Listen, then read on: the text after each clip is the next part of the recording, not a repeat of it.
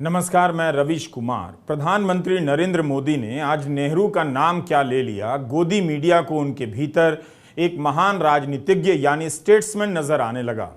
कई साल तक नेहरू को कभी पटेल का नाम लेकर तो कभी बोस का नाम लेकर अपमानित किया गया और एक भाषण में 2 पंक्तियों का जिक्र क्या आया, मीडिया को उनका भाषण समावेशी नजर आने लगा है।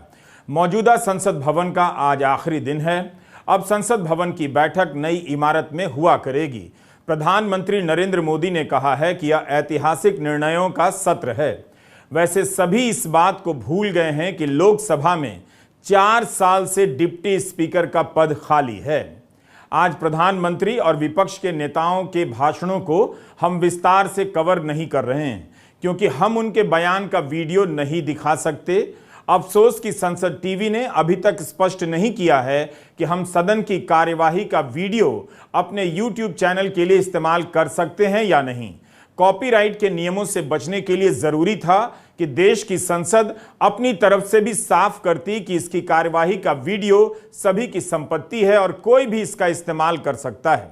सांसदों को इस पर ध्यान देना चाहिए और लोकसभा सचिवालय से पूछना चाहिए कि ऐसा क्यों है। 10 साल के अपने कार्यकाल में प्रधानमंत्री नरेंद्र मोदी और उनके राजनीतिक तंत्र ने जवाहरलाल नेहरू पर जिस तरह से हमला किया है, उन्हें बदनाम किया गया है, उसी नेहरू का नाम लेकर ठंडी छांव की तलाश भी दिखाई देती है। संसद के विशेष सत्र में प्रधानमंत्री मोदी का भाषण स्टेट्समैन की तरह था या नहीं, इसे लेकर गोदी मीडिया कभी कोई अवसर नहीं गंवाता। जब भी प्रधानमंत्री अपने भाषणों में ज्यादा से ज्यादा लोगों को याद करते हैं, गोदी मीडिया को तुरंत उनमें एक राजनीतिज्ञ नजर आने लगता है। प्रधानमंत्री और बीजेपी के राजनीतिक तंत्र की तरफ से और खुद प्रधानमंत्री की तरफ से 10 साल तक नेहरू को लेकर झूठ और नफरत के प्रचार के बाद 1 या 2 लाइन में उनके योगदान की चर्चा कर देने से क्या प्रधानमंत्री का भाषण महान हो जाता है। प्रधानमंत्री नरेंद्र मोदी ने कहा कि इसी सदन में पंडित नेहरू का द स्ट्रोक ऑफ मिडनाइट की गूंज हम सभी को प्रेरित करती रहेगी। आप जानते हैं कि 14 और 15 अगस्त 1947 की मध्य रात्रि को दिया गया नेहरू का भाषण दुनिया के ऐतिहासिक भाषणों में शुमार किया जाता है। 10 साल तक इस सरकार के दौर में नेहरू का कितना सम्मान हुआ है, आप व्हाट्सएप ग्रुप के अंकिलों से पूछिए, जिन्हें भेजे गए तमाम मैसेज में नेहरू को कभी मुसलमान तो कभी अय्याश बताकर पेश किया गया। दरअसल आज प्रधानमंत्री मोदी ने उन तमाम अंकिलों और आईटी सेल के वर्करों की मेहनत पर पानी फेर दिया। वे अब करें तो क्या करें। जिस नेहरू को बदनाम करने में उन्होंने दिन रात पसीना बहाया, जिनकी खातिर बहाया, वही अब कह रहे हैं कि नेहरू का वह ऐतिहासिक भाषण उन्हें प्रेरणा देता रहेगा। तो क्या प्रधानमंत्री का यह संदेश आईटी सेल वालों तक पहुंचेगा या नेहरू को लेकर जिस तरह कुप्रचार अभियान चलता है वह चलता ही रहेगा। प्रधानमंत्री मोदी ने यह भी कह दिया कि नेहरू जी के योगदान का गौरवगान सदन में होता है तो कौन सदस्य होता है जिसका ताली बजाने का मन नहीं करता। नेहरू की तारीफ से गदगद गोदी मीडिया तुरंत भूल गया कि 7 फरवरी 2022 को इसी लोकसभा में महंगाई पर बोलते हुए उन्होंने नेहरू का मजाक उड़ाया था और कांग्रेस की तरफ इशारा कर कहा था कि मजा लीजिए। प्रधानमंत्री के यही शब्द थे। यह प्रधानमंत्री का कथन है कि वैसे महंगाई पर कांग्रेस के राज में पंडित नेहरू जी ने लाल किले से क्या कहा वो जरा आपको मैं बताना चाहता हूं। पंडित नेहरू देश के पहले प्रधानमंत्री लाल किले से बोल रहे हैं। देखिए, आपकी इच्छा रहती है ना कि मैं पंडित जी का नाम नहीं लेता हूं, आज मैं बार बार बोलने वाला हूं। आज तो नेहरू जी ही नेहरू जी, मजा लीजिए। आज आपके नेता कहेंगे मजा आ गया। बहस महंगाई पर चल रही थी, लेकिन प्रधानमंत्री मोदी ने अपने बचाव में नेहरू का इस्तेमाल कर लिया और मजाक भी उड़ा दिया कि जब ग्लोबलाइजेशन का दौर नहीं था तब देश के पहले प्रधानमंत्री देश के सामने देश का पहला प्रधानमंत्री हाथ ऊपर कर देता है। जब आप उनके भाषण का वीडियो देखेंगे, कॉपीराइट नियमों के तहत हम नहीं दिखा सकते हैं, तो आपको पता चलेगा कि प्रधानमंत्री नरेंद्र मोदी नेहरू का कितना सम्मान करते हैं। आप उनके एक भाषण के एक पंक्ति से नहीं जान सकते, उनके कई भाषणों से याद करना होगा। कर्नाटका विधानसभा के पिछले चुनाव में यानी 9 मई 2018 को प्रधानमंत्री नरेंद्र मोदी ने कह दिया कि जब शहीद भगत सिंह, बटुकेश्वर दत्त, वीर सावरकर देश की आजादी के लिए लड़ते हुए जेल गए तो क्या कोई कांग्रेस नेता उनसे मिलने गया? उन्होंने सीधे नेहरू का नाम नहीं लिया, मगर इशारा उसी तरफ समझा गया। उनके इस बयान के बाद लोग किताबें पलटने लगे और पता लगा कि नेहरू ने आत्मकथा टुवर्ड फ्रीडम में लिखा है कि वे भगत सिंह और जतिंद्र दास से मिलने गए थे। दिल्ली में अप्रैल 1929 में सेंट्रल असेंबली में बम फेंकने के बाद भगत सिंह और बटुकेश्वर दत्त लाहौर की जेल में थे। उसी दौरान जब उन्होंने जेल में भूख हड़ताल रखी तब नेहरू उनसे मिलने गए। 9 और 10 अगस्त 1929 के ट्रिब्यून में भी इस मुलाकात की रिपोर्टिंग हुई थी। गोदी मीडिया आपको याद नहीं दिलाता है। ऐसा कोई मौका नहीं होता जब खुद प्रधानमंत्री और बीजेपी का तंत्र नेहरू पर हमला नहीं करता है। इसी 11 सितंबर को बीजेपी के ट्विटर हैंडल से एक ट्वीट किया गया। आज जब भारत प्रधानमंत्री मोदी के नेतृत्व में दुनिया को आकार दे रहा है और दुनिया संयुक्त राष्ट्र की सुरक्षा परिषद में स्थायी सदस्यता के लिए भारत को समर्थन दे रही है, जिसे नेहरू ने तश्तरी में रखकर चीन को दे दिया था, गांधी परिवार का यह देश विरोधी कृत्य आज भी हमारे इतिहास का पीछा कर रहा है, जबकि इसकी विस्तृत कहानी कुछ और है। इस एक ट्वीट से बातें साफ नहीं होती हैं।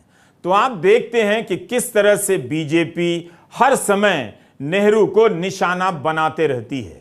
केंद्रीय मंत्री किरण रिजिजू का यह ट्वीट आप देख सकते हैं। उन्होंने 6 हिस्सों में ट्वीट कर बताया कि कश्मीर की समस्या के लिए नेहरू किस तरह जिम्मेदार हैं। प्रधानमंत्री मोदी ने उनकी गलतियों को ठीक किया है।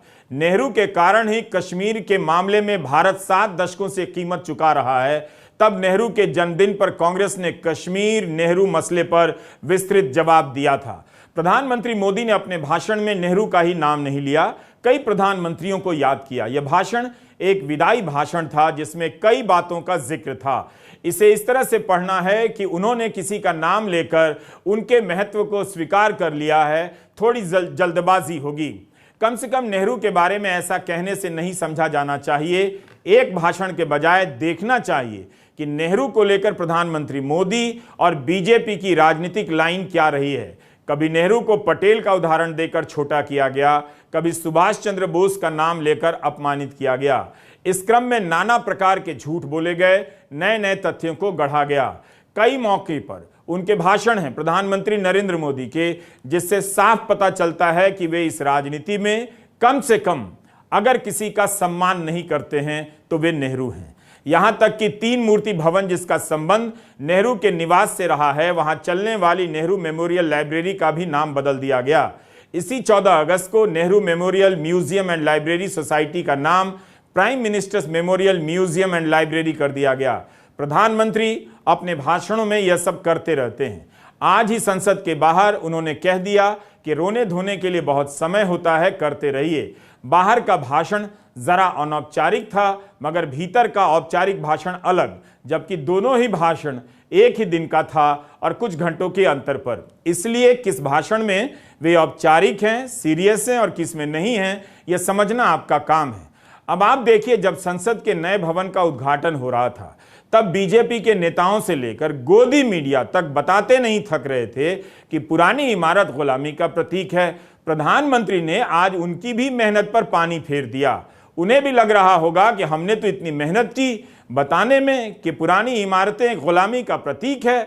हम सब ऐतिहासिक भवन से विदा ले रहे हैं। आज़ादी के पहले यह सदन इंपीरियल लेजिस्लेटिव काउंसिल का स्थान हुआ करता था। आज़ादी के बाद संसद भवन के रूप में इसे पहचान मिली। इसे निर्माण करने का निर्णय विदेशी शासकों का था, लेकिन ये बात हम कभी ना भूल सकते हैं। हम गर्व से कह सकते हैं कि इस भवन के निर्माण में पसीना देशवासियों का लगा था, पैसे भी मेरे देश के लोगों के लगे थे। क्या आपको याद है कि 28 मई के दिन प्रधानमंत्री मोदी ने क्या कहा था? उन्होंने कहा था कि सैकड़ों साल की गुलामी ने हमसे हमारा ये गौरव छीन लिया। एक ऐसा भी समय आ गया जब हम दूसरे देशों में हुए निर्माण को देखकर मुग्ध होने लग गए। 21वीं सदी का नया भारत, बुलंद हौसले से भरा हुआ भारत, अब गुलामी की उस सोच को पीछे छोड़ रहा है। आज भारत प्राचीन काल की उस गौरवशाली धारा को एक बार फिर अपनी तरफ मोड़ रहा है और संसद की ये नई इमारत इस प्रयास का जीवंत प्रतीक बनी है। आज प्रधानमंत्री मोदी ने एक बार भी नहीं कहा कि यह भवन जिसे हम छोड़कर जा रहे हैं गुलामी का प्रतीक है। उन्होंने कहा कि ये बात हम न कभी भूल सकते हैं। हम गर्व से कह सकते हैं कि इस भवन के निर्माण में पसीना देशवासियों का लगा था, पैसे भी मेरे देश के लोगों के लगे थे। दोनों बयानों को सामने रखकर देखिए ताकि आपको पता चलेगा कि कंफ्यूजन कहां है। उनके आज के तर्क से किसी भी इमारत या सड़क का नाम बदलने की राजनीति फेरे में पड़ सकती है। प्रधानमंत्री के ट्विटर हैंडल के डिस्प्ले पिक्चर में पुरानी संसद की फोटो लगाई गई थी, अब बदल दी गई है। भारत मंडपम की तस्वीर लगी हुई है। नई संसद की तस्वीर शायद 19 सितंबर के बाद लग जाए। इसी सदन में किसानों के आंदोलन को आंदोलनजीवी कहने वाले प्रधानमंत्री आज जनता की ताकत को श्रद्धा से याद कर रहे थे। इसी सदन में कांग्रेस को टुकड़े टुकड़े गैंग कहने वाले प्रधानमंत्री मोदी अपने एक भाषण से गोदी मीडिया की किताब में राजनीतिज्ञ विचारक यानी स्टेट्समैन होने का रुतबा हासिल कर रहे थे। पता चलता है कि गोदी मीडिया के भीतर उन्हें लेकर, उनके भाषणों को लेकर किस हद तक एहसास से कमतरी, इंफीरियॉरिटी कॉम्प्लेक्स है। अब हम उन खबरों को पर रोशनी डालते हैं जिनकी चर्चा संसद में होती तो भाषणों में निखार आ जाता। इसलिए हम उस खबर पर आपका ध्यान चाहते हैं जिस पर कोई कॉपीराइट नहीं है, फिर भी गोदी मीडिया चर्चा नहीं कर पा रहा है। सीएजी ने केंद्र सरकार के बही खाते में भयंकर गड़बड़ी का पर्दाफाश किया है। जो पैसा बही खाते में होना चाहिए वो कहीं और है और कहां है इसकी कोई जानकारी नहीं। यही नहीं, विदेशी कर्ज ज्यादा ना दिखे इसलिए पुराने रेट से हिसाब लगाया गया है ताकि कर्जा कम दिखे। यह रिपोर्ट इतनी हल्की नहीं कि इसे नोटिस ही ना लिया जाए। मोदी सरकार के 10 साल के कामकाज पर गंभीर टिप्पणी करने वाली इस रिपोर्ट का विश्लेषण टेलीग्राफ के आर्य सूर्यमूर्ति और पिनाक घोष ने अपनी रिपोर्ट में किया है। केंद्र का पैसा किसी गुप्त खजाने में चला जा रहा है, कहां जा रहा है पता नहीं। रिपोर्ट इस बात से शुरू होती है कि केंद्र सरकार के बही खाते में ऐसी सड़ांध है जिसे रोकने की कभी कोशिश नहीं की गई। सीएजी की रिपोर्ट में यह बात निकल कर आई है कि नरेंद्र मोदी की सरकार और उनके खजांचियों ने जनता का पैसा गुप्त रूप से कहीं और खपाया है। घोषित कार्यक्रमों का पैसा ऐसे मामलों में खपाया गया जिनके बारे में कोई जानकारी नहीं मिल पा रही है। सीएजी की रिपोर्ट कह रही है कि संसद ने जिन योजनाओं के लिए पैसे मंजूर किए हैं वो पैसा कहीं और लग रहा है, मगर कहां लगाया जा रहा है इसकी जानकारी सीएजी को नहीं मिल रही है। सामान्य दौर होता तो इस बात पर मीडिया में भूचाल आ जाता और सरकार को जवाब देना पड़ता। सीएजी ने अपने पहले की कई रिपोर्ट में भी मोदी सरकार के हिसाब किताब को लेकर गंभीर सवाल उठाए हैं। टेलीग्राफ ने जिस रिपोर्ट का अध्ययन किया है वो 27 पन्नों की है और इसका टाइटल है quality of accounts and financial reporting practices. इसमें 2021-22 के दौरान केंद्र सरकार के खातों की जांच की गई है। इसमें बताया गया है कि केंद्र सरकार अधिभार यानी लेवी और सेस के रूप में जो पैसा वसूलती है वो या तो यूं ही पड़ा हुआ है या फिर उनका किसी और मामले में इस्तेमाल हो रहा है, जबकि नियम है कि आप जिस काम के लिए सेस या अधिभार वसूलते हैं पैसा उसी मामले में खर्च होना चाहिए। जैसे शिक्षा, स्वच्छ भारत, खेती और सड़कों को लेकर पेट्रोल पर सेस लगता है तो ये पैसा खेती और सड़कों के लिए ही खर्च होना चाहिए। सरकार यह भी नहीं बता सकी कि इस पैसे को अगर कहीं निवेश किया गया है तो कहां किया गया है। यही नहीं, सरकारी कंपनियों के शेयरों में भी निवेश होता है लेकिन उन शेयरों की संख्या में भी गड़बड़ी पाई गई है। मोटा मोटी सीएजी ने यह कहा है कि सरकार द्वारा बाहरी कर्ज को कम करके दिखाया जा रहा है।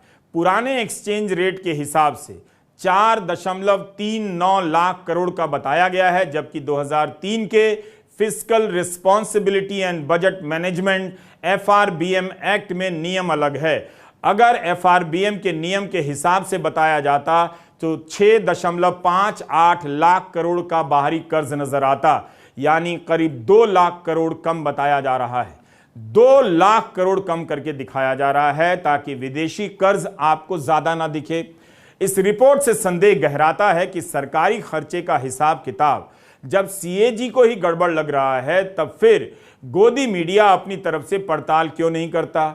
एक तरफ सरकार 25,000 करोड़ रुपए की लागत से कन्वेंशन सेंटर बनवा रही है, दूसरी तरफ 3,000 लोगों को भूखमरी से नहीं बचा पा रही है। हम रांची स्थित हेवी इंजीनियरिंग कॉरपोरेशन का हाल दिखाने जा रहे हैं इस उम्मीद में कि प्रधानमंत्री संसद के इस विशेष सत्र के अवसर पर इन कर्मचारियों को वेतन जारी कर देंगे। 2800 हेक्टेयर में फैली HEC 1963 से देश की सेवा कर रही है। कहा जाता है कि इसकी मदद से रक्षा से लेकर अन्य क्षेत्रों के कई उद्योगों के लिए मशीनें तैयार हुई और वे खड़े हो सके। इस कंपनी ने रॉकेट के प्रक्षेपण के लिए सबसे संवेदनशील और जटिल उपकरण सिविल बॉडी सिस्टम का भी निर्माण किया है।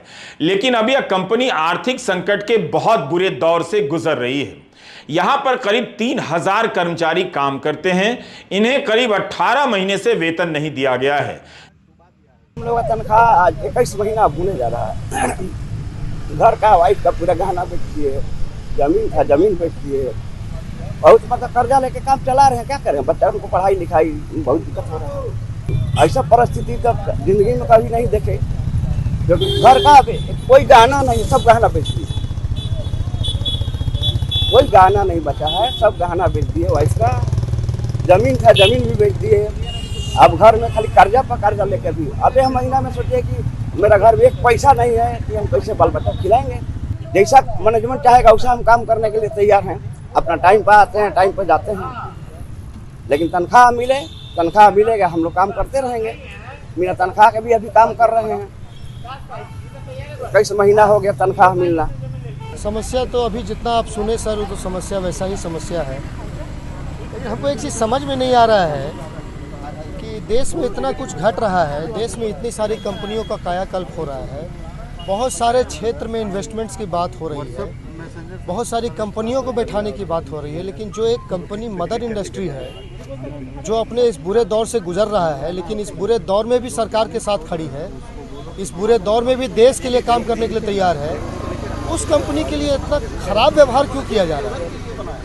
पिछले 1 साल से हम लोग जी तोड़ प्रयास कर रहे हैं कि किसी भी तरीके से मंत्रालय को, सरकार को, मैनेजमेंट को समझाएं कि कंपनी के महत्वता को समझिए कि कंपनी क्या है।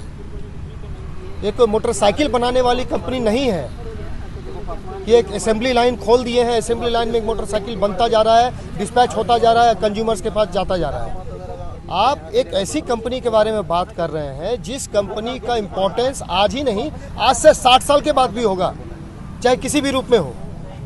आज भले ही एक कंपनी इस अवस्था में दिख रही है, लेकिन इसके लिए जिम्मेदार कौन है?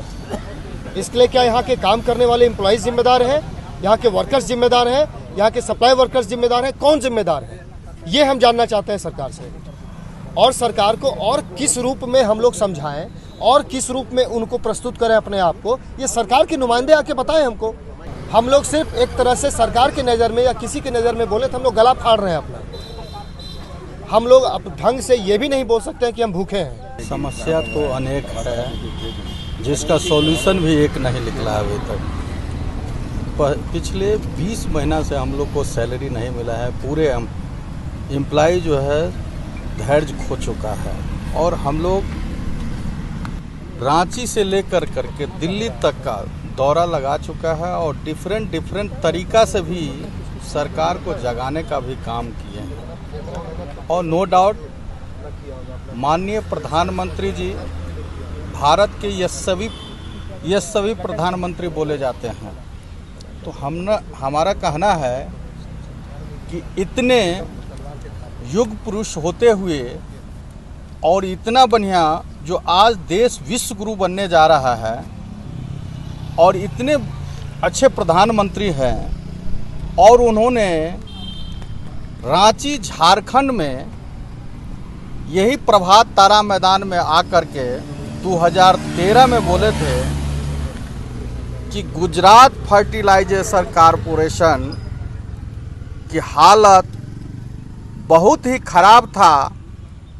तो उन्होंने बोले थे कि चीफ मिनिस्टर का फर्स्ट डे था और 3 वीक का टाइम गुजरात के जनता से मांगा था, और गुजरात के जनता उनको दिया गया था, और 3 वीक के अंदर उन्होंने गुजरात फर्टिलाइजेशन कॉरपोरेशन का कायाकल्प कर दिए थे। तो मैं माननीय प्रधानमंत्री जी से आग्रह करता हूं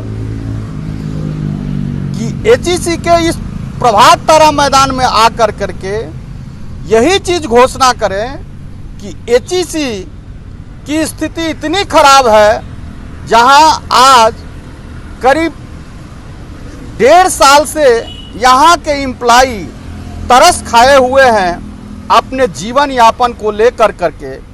कितने के बीवी बाल बच्चे को, कितने के बीवी को जैसे मंगलसूत्र, गहना जेवर बिक चुका है, कितने के बच्चे का स्कूल से नाम कट चुका है।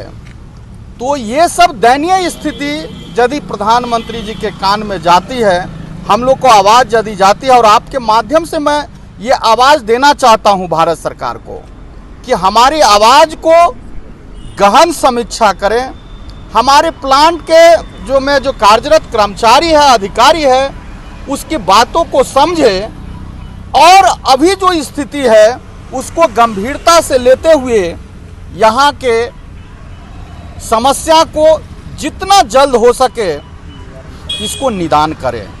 आप इंटरनेट सर्च कीजिए, पता चलेगा इन कर्मचारियों की हालत को लेकर कितनी रिपोर्ट छपी है। अब तो हर दूसरे दिन छपती है। इसके बाद भी सरकार ने क्यों नहीं कुछ किया? क्या सरकार अब इस बात का प्रदर्शन करना चाहती है कि उसे किसी बात का फर्क नहीं पड़ता? 18 महीने से किसी घर में सैलरी ना आए तो उस घर की क्या हालत होगी? सरकार इन्हें वेतन नहीं देकर क्या साबित करना चाहती है? राज्यसभा में जब यह सवाल आया तब भारी उद्योग राज्य मंत्री कृष्णपाल गुर्जर ने कहा कि एचईसी एक अलग स्थापित इकाई है, इसे अपने स्तर पर ही राजस्व का इंतजाम करना होगा। क्या यह जवाब पर्याप्त है? क्या सरकार 3000 कर्मचारियों को वेतन नहीं दे सकती है? सरकारी आयोजनों को भव्य बनाने पर बेतहाशा पैसे खर्च होते हैं और यहां 3000 कर्मचारी भूखमरी की हालत में हैं। किसी को फर्क नहीं पड़ता। क्यों नहीं पड़ता? नमस्कार, मैं रविश कुमार।